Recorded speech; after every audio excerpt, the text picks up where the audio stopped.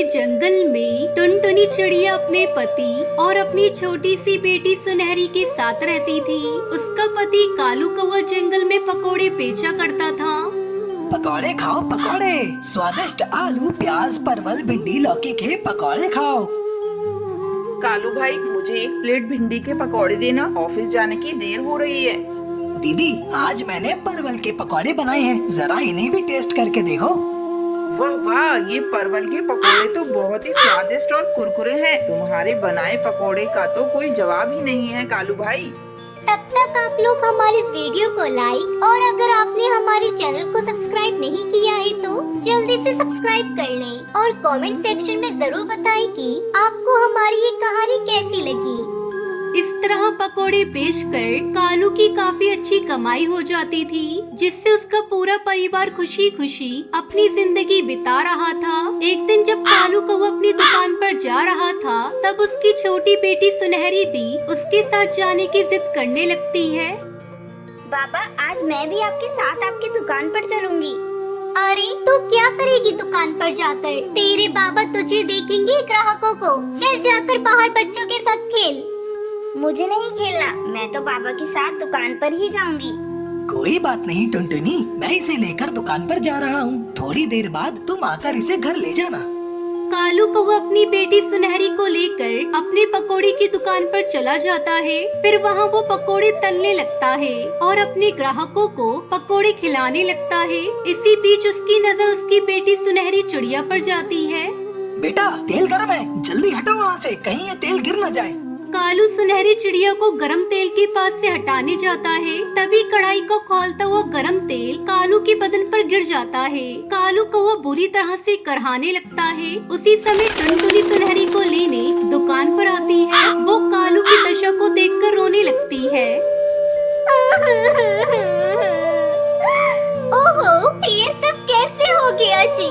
मैंने आपको कई बार मना किया सुनहरी को मत लेकर जाइए, पर आप मेरी बात नहीं माने और सुनहरी को लेकर चले आए।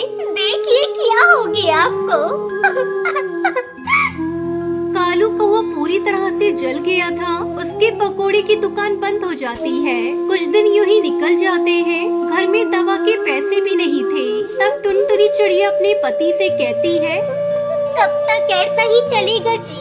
मैं आपकी दुकान पर जाकर काम करती हूँ। मैं कल से आपकी दुकान पर जाकर पकोड़े बेचूंगी।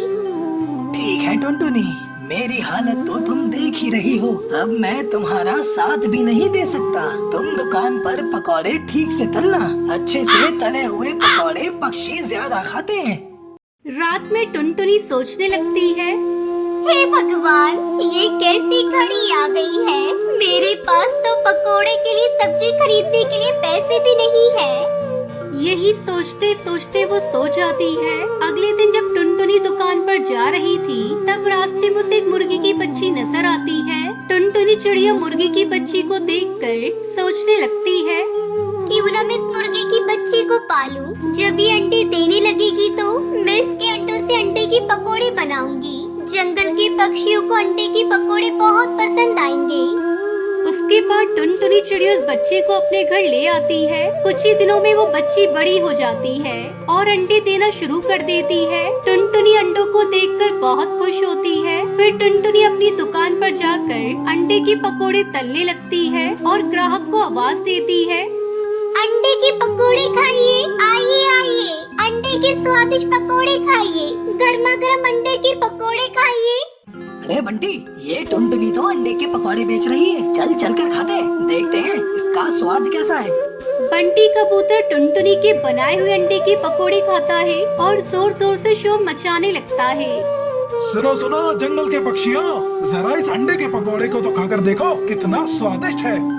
बंटी कबूतर के बुलाने पर कई सारे पक्षी टुनटुनी चिड़िया से अंडे के पकोड़े खरीद कर खाते हैं। अंडे के पकोड़े बेचकर टुनटुनी की उस दिन अच्छी कमाई होती है और वो अपने घर जाकर अपने पति को सारी बात बताती है। आज तो कमाल हो गया जी, मैंने अंडे के पकोड़े बेचकर बहुत सारे पैसे कमाए हैं। अंडे के पकौड़े? मैं तो कभी सोच भी नहीं सकता था कि अंडे के पकौड़े भी बनेंगे। तभी टुनटुनी चिड़िया कहती है, जहाँ चाह होती है वहाँ राह भी होती है। अब तुम तुम आराम करो, कल के लिए मैं फिर से अंडे के पकोड़े बनाने की तैयारी करती हूँ। इस तरह टुनटुनी चिड़िया अंडे पकोड़े बेचकर खुशी खुशी अपने परिवार को पालने लगती है।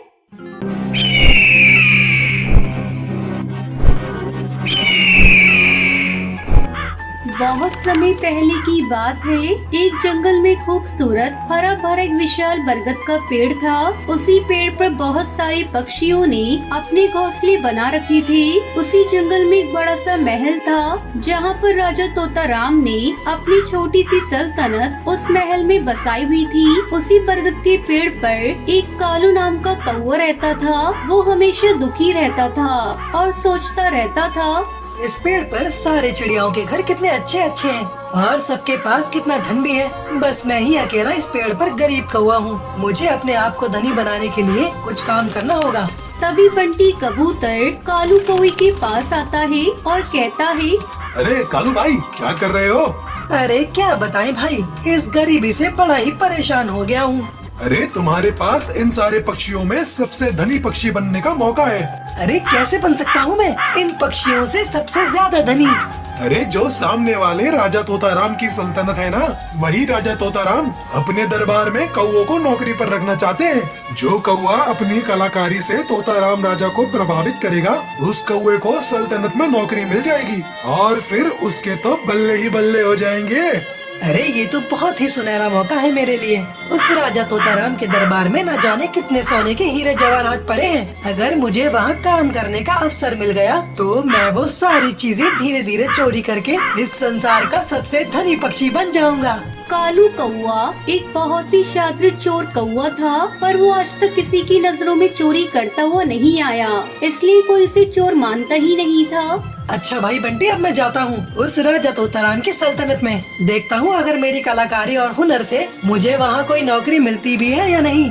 थोड़े समय बाद कालू कौवा राजा तोताराम की सल्तनत में चला जाता है और वो अपने हुनर और कलाकारी से राजा तोताराम को बहुत प्रभावित करता है, जिसके चलते राजा तोताराम उसे अपनी सल्तनत में नौकरी दे देते हैं। यूं ही कई महीने बीत जाते हैं। कालू कौवा अब उस राजा तोताराम की सल्तनत में नौकरी करने लगा था। एक दिन की बात है, राजा तोताराम अपनी दासी चिड़िया से कहते हैं, सुनो दासी, हमारे शाही महल में बहुत सारा खजाना आने वाला है, इसलिए तुम अपने साथ कुछ पक्षियों को ले जाओ ताकि हमारे खजाने पर कोई आंच ना आ पाए। जी हुकुम राजा साहब। फिर मैं अपने दरबार में से किस पक्षी को ले जाऊं जिस पर आपको सबसे ज्यादा विश्वास हो? वो हमारे सल्तनत में नया कौवा आया है ना, तुम उसी को अपने साथ ले जाओ। पर राजा साहब, वो कौवा तो अभी भी सल्तनत में आया है, हम उस पर कैसे विश्वास कर सकते हैं? नहीं दासी, मुझे उस पर बहुत भरोसा है, वो कभी हमारे साथ विश्वासघात नहीं करेगा। दासी चिड़िया अपने साथ कालू कौवे को ले जाती है और फिर दोनों खजाने के पास जाते हैं। खजाने को देखते ही कालू कौवा कहता है, इतना सारा खजाना? हाँ कालू कौवे, ये सारा का सारा खजाना राजा तोताराम का है। हमें बड़े एहतियात के साथ इस खजाने को राजा साहब के दरबार में ले जाना होगा। अगर ये खजाना चोरी हुआ तो राजा तोताराम हमें नहीं छोड़ेंगे। अरे ये खजाना तो बहुत सारा है और ये खजाना मुझे मिल गया तो मेरा तो जीवन ही सुधर जाएगा। उसके बाद दोनों खजाना एक मालगाड़ी में लादकर चलने लगते हैं। थोड़ी देर चलने के बाद कालू कौवा टुनटुनी चिड़िया से कहता है, अरे दासी, काफी समय से हम चले जा रहे हैं, क्यों न हम किसी स्थान पर बैठकर विश्राम करें? नहीं कालू, हम ऐसे बैठ नहीं सकते, हमारे पास इतना सारा खजाना है। अगर किसी ने चोरी कर लिया तो हम क्या करेंगे? नहीं दासी, अब मुझसे नहीं चला जा रहा, थोड़ी देर यहीं बैठकर विश्राम करते हैं। दोनों मिलकर एक पेड़ के नीचे बैठकर विश्राम करते हैं। तभी दासी टुनटुनी वहीं बैठी बैठी सो जाती है। अरे दासी तो सो गई है, यही वो सुनहरा मौका है इस खजाने को अपने कब्जे में लेने का। कालू कौवा दासी को उसी पेड़ से बांध देता है और सारा खजाना लेकर वहाँ से चला जाता है। इतना सारा खजाना मैं रखूंगा कहाँ? राजा तोताराम तो मुझे तुरंत पकड़ लेगा, उसका कहर तो इस पूरे जंगल में बना हुआ है। तभी वो एक उपाय निकालता है। वो सारा खजाना एक पेड़ के नीचे जमीन के अंदर दफना देता है और लौटकर राजा तोताराम की सल्तनत में आ जाता है। अरे क्या हुआ कालू, दासी कहाँ है और सारा खजाना कहाँ है? मुझे क्षमा करना राजा साहब, मैं आपके खजाने को नहीं बचा पाया। वो दासी अपने साथ कुछ और पक्षियों को लेकर आई थी और सभी ने मिलकर मुझे मारा और वो सारा खजाना भी चुरा कर ले गए। उस दासी पक्षी ने हमारे साथ विश्वासघात किया है, हम उसे नहीं छोड़ेंगे, उसे काले पानी की सजा देंगे। राजा तोताराम अपने कुछ पक्षी सिपाहियों को दासी को ढूंढने के लिए जंगल में भेजते हैं। सारे पक्षी दासी को तलाश करने निकल जाते हैं। कई देर इधर उधर घूमने के बाद उन्हें दासी का कुछ पता नहीं चलता। पक्षी वापस राजा के पास आते हैं और राजा से कहते हैं, राजा तोताराम साहब, उस दासी का कुछ पता नहीं चला, हमने सारा जंगल छान मारा, लगता है वो यहाँ से कहीं दूर चली गई। उसका पता चलेगा भी नहीं, मैंने उसे ऐसी जगह कैद किया है उसे कोई पक्षी भी नहीं ढूंढ पाएगा। पर अब मेरा यहाँ रहना खतरे से खाली नहीं है। अगर वो दासी किसी तरह आ गई तो मुझे तो मौत के घाट उतार दिया जाएगा। इससे पहले मुझे तुरंत यहाँ से जाना पड़ेगा। यूं ही कई दिन बीत जाते हैं। एक दिन वो कालू कौआ राजा तोताराम के दरबार में हाजिर होता है। राजा साहब, मुझे कुछ दिनों के लिए छुट्टी चाहिए। मेरी तबीयत बहुत खराब है। मैं कुछ दिनों के लिए घर में रहकर विश्राम करना चाहता हूँ। ठीक है कालू, जाओ। अरे वाह, मैंने तो इस राजा को अच्छा बेवकूफ बनाया। अब तो मैं सारा खजाना लेकर यहाँ से कहीं दूर चला जाऊंगा। वो हंसते हंसते वहाँ से चला जाता है। वहीं दूसरी तरफ राजा तोताराम अपने सेनापति चील से कहता है, सुनो सेनापति, हमें इस कालू का पीछा करना होगा। मुझे इस कौवे का चाल चलन कुछ ठीक नहीं लग रहा। राजा तोताराम अपने सिपाहियों के साथ उस कालू कौवे का पीछा करता है। कालू कौवा उसी जगह जाता है जहां उसने सारा खजाना जमीन में दफनाया था। राजा तोताराम भी उसी के पीछे पीछे छुप कर जाते हैं। कालू कौवा जमीन से सारा खजाना बाहर निकालता है।